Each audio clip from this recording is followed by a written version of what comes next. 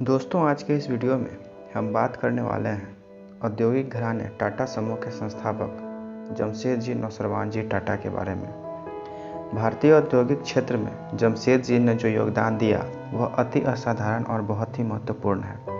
जब सिर्फ यूरोपीय, विशेष तौर पर अंग्रेज ही उद्योग स्थापित करने में कुशल समझे जाते थे, जमशेदजी ने भारत में औद्योगिक विकास का मार्ग प्रशस्त किया था। टाटा साम्राज्य के संस्थापक जमशेदजी द्वारा किए गए कार्य आज भी लोगों को प्रोत्साहित करते हैं। उनके अंदर भविष्य को भांपने की अद्भुत क्षमता थी, जिसके बल पर उन्होंने एक औद्योगिक भारत का सपना देखा था। उद्योगों के साथ साथ उन्होंने विज्ञान एवं तकनीकी शिक्षा के लिए बेहतरीन सुविधाएं उपलब्ध कराईं। जमशेदजी नौसरवानजी टाटा का जन्म 3 मार्च 1839 में दक्षिणी गुजरात के नवसारी में एक पारसी परिवार में हुआ था। उनके पिता का नाम नौसरवानजी तथा माता का नाम जीवनबाई टाटा था। उनके पिता अपने खानदान में अपना व्यवसाय करने वाले पहले व्यक्ति थे। मात्र 14 वर्ष की आयु में ही जमशेदजी अपने पिता के साथ बम्बई आ गए और व्यवसाय में कदम रखा। छोटी उम्र में ही उन्होंने अपने पिता का साथ देना शुरू कर दिया था। जब वे 17 साल के थे तब उन्होंने मुंबई के एल्फिंस्टन कॉलेज में प्रवेश ले लिया और 2 वर्ष बाद 1858 में ग्रीन स्कॉलर यानी स्नातक स्तर की डिग्री के रूप में उत्तीर्ण हुए और पिता के व्यवसाय में पूरी तरह लग गए। इसके पश्चात इनका विवाह हीराबाई दबू के साथ करा दिया गया। उस समय हीराबाई दबू का उम्र 10 वर्ष था। जमशेदजी ने अपनी शिक्षा पूरी करने के बाद एक वकील के साथ काम करना आरंभ किया, किंतु उसमें उनका मन नहीं लगा। उन्होंने वकील का दफ्तर छोड़कर अपने पिता के व्यवसाय में हाथ बटाना उचित समझा। व्यवसाय में उन्हें बहुत रुचि थी, अतः वे सफल व्यवसायी बनने के गुर जल्द ही सीख गए। उन्होंने व्यापार की बारीकियों को समझा। व्यापार के प्रति बेटे की लगन और कर्मठता को देखकर नौसरवानजी बहुत प्रसन्न हुए। अब वे अपना व्यवसाय भारत से बाहर फैलाना चाहते थे। इस उद्देश्य की पूर्ति के लिए उन्होंने जमशेदजी को चीन भेजा। जमशेदजी ने हांगकांग और शंघाई जैसे बड़े नगरों में अपने व्यापार की शाखाएं खोली। उन्होंने चीन में रहकर वहाँ की अर्थव्यवस्था का भी अध्ययन किया। अपने व्यापार को विस्तार देने की कड़ी में वे लंदन भी गए। उस समय उनकी उम्र 25 वर्ष थी। उन्होंने लंदन में सूती वस्त्र उद्योग पर अधिक ध्यान दिया। इस संबंध में उन्होंने लंकाशायर और मैनचेस्टर नगरों की यात्राएं की। यह नगर वस्त्र उद्योग के लिए प्रसिद्ध है। यहाँ वे 4 वर्ष तक वस्त्र उद्योग से संबंधित समस्याओं का अध्ययन करते रहे। वह दौर बहुत कठिन था। अंग्रेज अत्यंत प्रबलता से 1857 की क्रांति को कुचलने में सफल हुए थे। 29 साल की आयु तक जमशेदजी अपने पिताजी के साथ ही काम करते रहे। 1868 में उन्होंने 21,000 रुपयों के साथ अपना खुद का व्यवसाय शुरू किया। सबसे पहले उन्होंने एक दिवालिया तेल कारखाना खरीदा और उसे एक रुई के कारखाने में तब्दील कर दिया और उसका नाम रखा अलेक्जेंडर मिल। 2 साल बाद इन्होंने इसे अच्छे खासे मुनाफे के साथ बेच दिया। इस पैसे के साथ उन्होंने नागपुर में 1874 में एक रुई का कारखाना लगाया। महारानी विक्टोरिया ने उन्हीं दिनों भारत की रानी का खिताब हासिल किया था और जमशेदजी ने भी वक्त को समझते हुए कारखाने का नाम इम्प्रेस मिल रखा। औद्योगिक विकास कार्यों में जमशेदजी यहीं नहीं रुके। देश के सफल औद्योगिकरण के लिए उन्होंने इस्पात के कारखानों की स्थापना की। ऐसे स्थानों की खोज की जहां लोहे की खदानों के साथ कोयला और पानी की सुविधा आसानी से प्राप्त हो सके।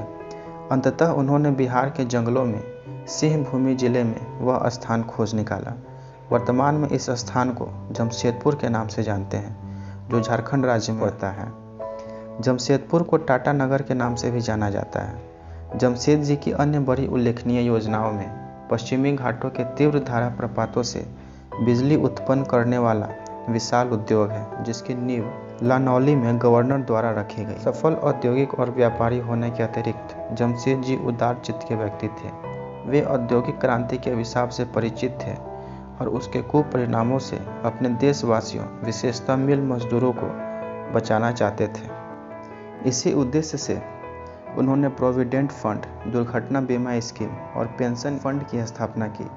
पहली बार मिल में वेंटिलेशन और उमस से बचने के उपाय करवाए गए। इनमें से कुछ सुधार तो इंग्लैंड में फैक्ट्री एक्ट लगने से पहले ही भारत में अमल में लाए गए थे। पहली बार मजदूरों को बेहतर काम करने के लिए इनाम दिया जाने लगा। इनमें सोने चांदी की घड़ियां और मेडल्स भी थे। उनके बीच कपड़े बांटे जाने लगे। मजदूरों के लिए शौच और स्वास्थ्य की व्यवस्था की गई। प्रबंधकों को ट्रेनिंग के लिए फंड दिया गया। जमशेद जी ही ऐसे पहले उद्योगपति थे जिन्होंने अपने कर्मियों के लिए आवास का इंतजाम किया। जमशेद जी ने कहा था, अगर किसी देश को आगे बढ़ाना है तो उसके असहाय और कमज़ोर लोगों को सहारा देना ही सब कुछ नहीं है। समाज के सर्वोत्तम और प्रतिभाशाली लोगों को ऊंचा उठाना और उन्हें ऐसी स्थिति में पहुंचाना भी जरूरी है जिससे कि वे देश की महान सेवा करने लायक बन सकें। उस वक्त इंडियन सिविल सर्विसेज में कम ही भारतीय आ पाते थे। एक सर्वे के अनुसार साल 1914 तक कभी भी 7 से ज़्यादा भारतीय विद्यार्थियों का चयन नहीं हो पाया था। जमशेद जी यह जानते थे कि हिंदुस्तान को अगर विश्व शक्ति बनाना है तो उच्च शिक्षा के क्षेत्र में कारगर कदम उठाने होंगे। जमशेद जी टाटा ने ब्रिटिश सरकार को इस बात से राजी करने का प्रयास किया कि इंडियन सिविल सर्विसेज की एग्ज़ाम इंग्लैंड के साथ साथ भारत में भी होनी चाहिए। 1892 में उच्च शिक्षा के लिए उन्होंने प्रयास शुरू कर दिया। उन्होंने मेधावी छात्रों के लिए छात्रवृत्ति कोष की स्थापना की। उस दौर में सिविल सर्विसेज में जाने वाले कई छात्र टाटा की छात्रवृत्ति के जरिए शिक्षा हासिल कर रहे थे। विश्व प्रसिद्ध ताजमहल होटल सिर्फ मुंबई ही नहीं बल्कि संपूर्ण भारत में ख्याति प्राप्त है। ताजमहल होटल के निर्माण के पीछे एक रोचक कहानी छिपी हुई है। सिनेमा के जनक लुमायर भाइयों ने अपनी खोज के 6 महीनों बाद अपनी पहली फिल्म का शो मुंबई में प्रदर्शित किया था। 7 जुलाई 1896 को उन्होंने मुंबई के तत्कालीन आलीशान वॉटसन होटल में अपनी 6 अलग अलग फिल्मों के शो आयोजित किए। इन शो को देखने के लिए मात्र ब्रिटिश लोगों को ही आमंत्रित किया गया था, क्योंकि वॉटसन होटल के बाहर एक तख्ती लगी रहती थी जिस पर लिखा होता था, भारतीय और कुत्ते होटल में नहीं आ सकते हैं। टाटा समूह के जमशेद जी टाटा भी लुमायर भाइयों की फिल्में देखना चाहते थे, लेकिन उन्हें वॉटसन होटल में प्रवेश नहीं मिला। रंग भेद की इस घृणित नीति के खिलाफ उन्होंने आवाज़ भी उठाई। इस घटना के 2 साल बाद ही वॉटसन होटल की सारी शोभा धूमिल कर दे एक ऐसे भव्य ताजमहल होटल का निर्माण जमशेद जी ने शुरू करवा दिया। 1903 ईस्वी में यह सुंदर होटल बनकर तैयार हो गया। कुछ समय तक इस होटल के दरवाजे पर एक तख्ती भी लटकती थी जिस पर लिखा होता था, ब्रिटिश और बिल्लियां अंदर नहीं आ सकती।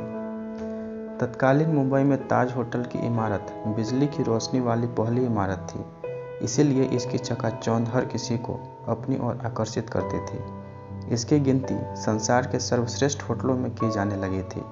जमशेद जी का यह उद्यम उनके अन्य उद्यमों की तुलना में बिल्कुल ही अलग था। सच तो यह था कि वे इसे उद्योग की तरह चलाना भी नहीं चाहते थे, इसलिए उन्होंने खर्च का कभी हिसाब भी नहीं लगाया।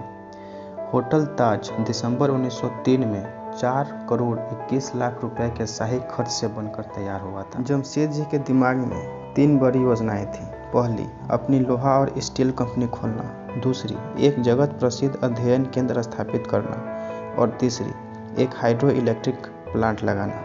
उनकी ये योजनाएं पूरी होने से पहले ही 19 मई 1904 को उनका निधन हो गया। उनके बाद उनके आने वाली पीढ़ी ने उनकी विविध योजनाओं को पूरा करके और कारोबार बढ़ाकर टाटा परिवार को प्रतिष्ठा ही नहीं बल्कि विभिन्न क्षेत्रों में सहायता और दान की निधि का ही विस्तार किया। जमशेद जी टाटा के निधन के बाद उनके कारोबार को किसने आगे बढ़ाया, इसकी कहानी आपको अगली वीडियो में मिलेगी। दोस्तों, अगर आपको आज की ये वीडियो अच्छी लगी है तो इसे लाइक करें और औरों के साथ शेयर भी करें। अगर आपका कुछ सुझाव है तो हमें कमेंट करके ज़रूर बताएं। अगर आप हमारे चैनल पर पहली बार आए हैं तो इसे सब्सक्राइब करके घंटे के बटन को दबा दें। इससे आपको हमारे वीडियोज़ की नोटिफिकेशन मिलती रहेगी।